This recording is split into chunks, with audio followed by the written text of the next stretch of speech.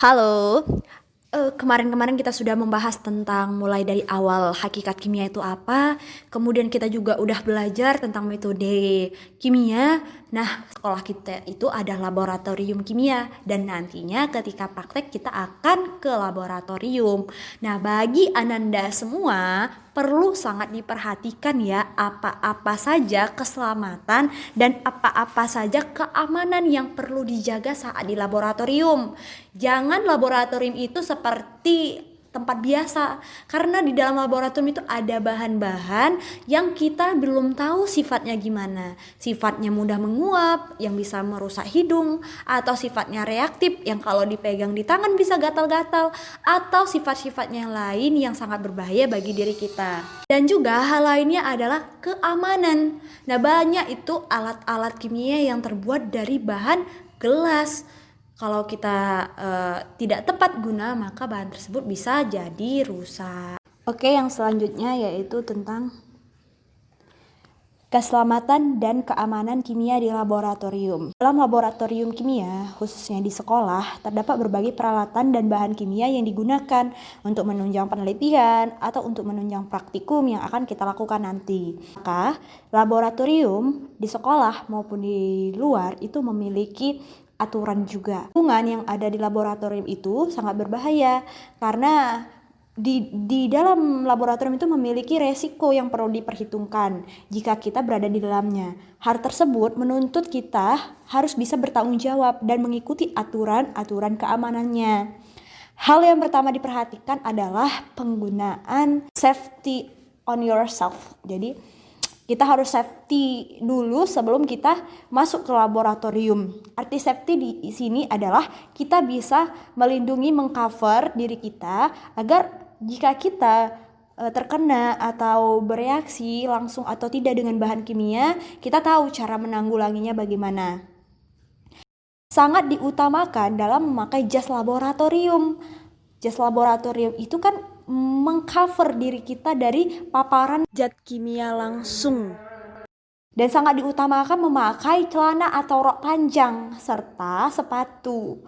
Yang di bawah hanya barang yang diperlukan. Tinggalkan semua barang pribadi seperti tas, dompet, jaket, hingga hal-hal tersebut bisa menjadi pengganggu kita sewaktu kita melakukan praktikum. Kemudian menyimpan perhiasan dan mengikat rambut ke belakang. Nah, beberapa hal atau lab-lab yang sudah tingkat tinggi atau tingkat penelitian yang banyak bahan kimia yang berbahaya itu biasanya dia menggunakan jas lab, kacamata, sarung tangan. Pelindung-pelindung tersebut itu digunakan untuk menghindari bahan-bahan yang reaktif, yang mudah menguap atau yang mudah terpapar. Kacamata juga melindungi mata dari puingan-puingan bahan yang malah bahan tersebut bisa membahayakan untuk mata kita.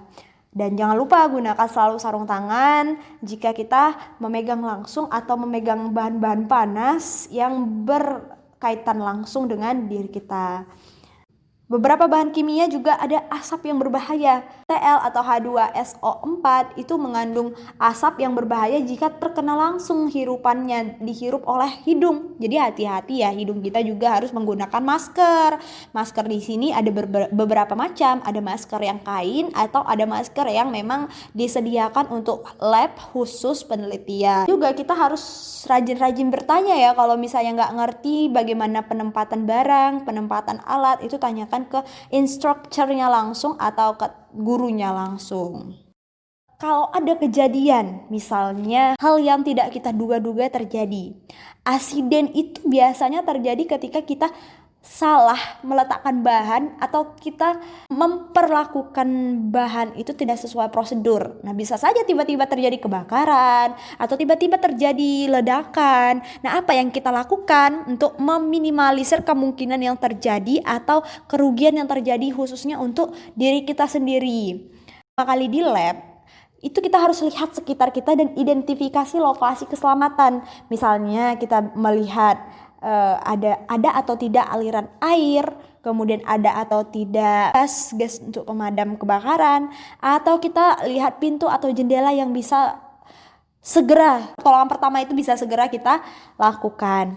Jika bahan kimia itu meledak tiba-tiba dan teman kita mengalaminya, tolong dan segera Pindahkan ke shower air terdekat, lepas pakaiannya, dan kenakan kulit pas di bawah atau di tepat di bawah shower, serta hubungi nomor darurat setempat. Kemudian, eye wash station digunakan untuk membilas mata jika terkena bahan kimia. Dengan cara mata itu dibuka dan dibilas minimal 10 menit. Selanjutnya yang kita lihat adalah alat pemadam yang bisa digunakan ketika terjadi kebakaran tiba-tiba dan sulit dipadamkan.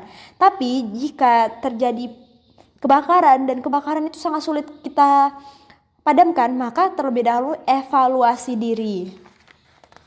Jangan langsung atau jangan coba memadamkan api jika kita belum tahu atau jika kita belum mengerti bagaimana cara menggunakannya.